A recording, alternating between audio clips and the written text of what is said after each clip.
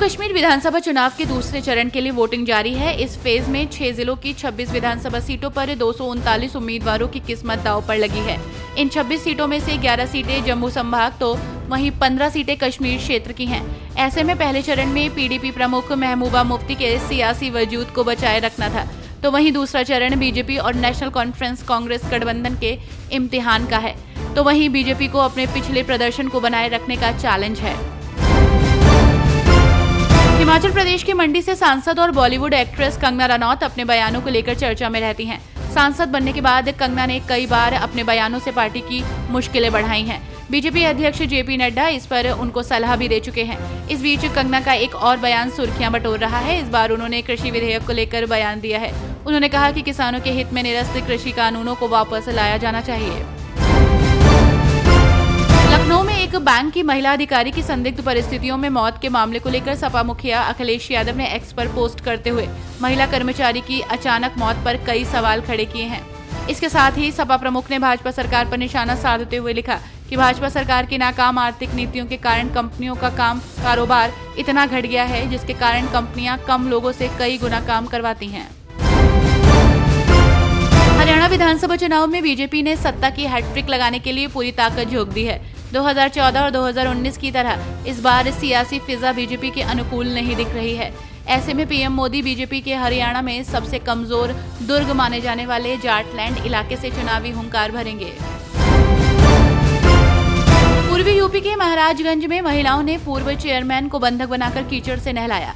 ये सब भगवान को खुश करने के लिए किया गया।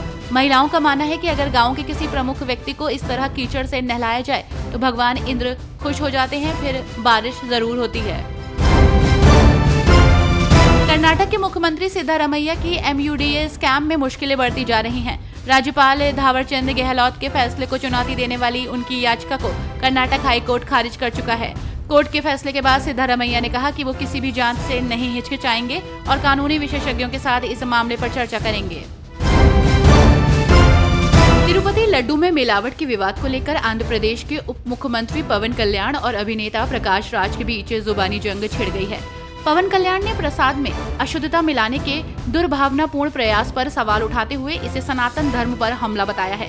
इस बीच प्रकाश राज ने कहा कि कल्याण को आशंकाएं फैलाने के बजाय मामले की जांच करनी चाहिए। महाराष्ट्र में विधानसभा चुनाव की तारीखों की घोषणा कभी भी हो सकती है। इस बार मुकाबला MVA और महायुति के बीच है। हालांकि दोनों ही गठबंधन में अब तक सीटों का फॉर्मूला तैयार नहीं हो पाया है। बीजेपी के नेतृत्व वाले गठबंधन महायुति में सीटों के बंटवारे के लिए बैठकों का दौर चल रहा है। माना जा रहा है कि अमित शाह के दौर के दौरान इस पर मोहर लग जाएगी। दिल्ली सरकार ने 14 कैदियों की समय से पहले रिहाई का प्रस्ताव मंजूरी के लिए LG विनय कुमार सक्सेना को भेजा है। गृह मंत्री कैलाश गहलोत ने इस प्रस्ताव को दिल्ली की मुख्यमंत्री आतिशी के पास अप्रूवल के लिए भेजा है। इसके बाद ये LG के पास भेजा जाएगा। दिल्ली सरकार का कहना है कि सजा समीक्षा बोर्ड यानी कि SRB ने कुल 92 मामलों की गहन समीक्षा के बाद 14 कैदियों की समय से पहले रिहाई की सिफारिश की है। इन कैदियों में वे लोग शामिल हैं जिनमें जेल में सुधार और पश्चाताप के लक्षण दिखे हैं। आंध्र प्रदेश के तिरुपति मंदिर में प्रसाद का मामला सुर्खियों में बना है। प्रसाद के लड्डुओं में कथित तौर पर चर्बी के इस्तेमाल से लोग हैरान हैं। सियासत भी तेज है। इस बीच पुरी के जगन्नाथ मंदिर में प्रसाद तैयार करने के लिए इस्तेमाल किए जाने वाले घी की क्वालिटी की जांच होगी। ओडिशा सरकार ने यह आदेश दिया है।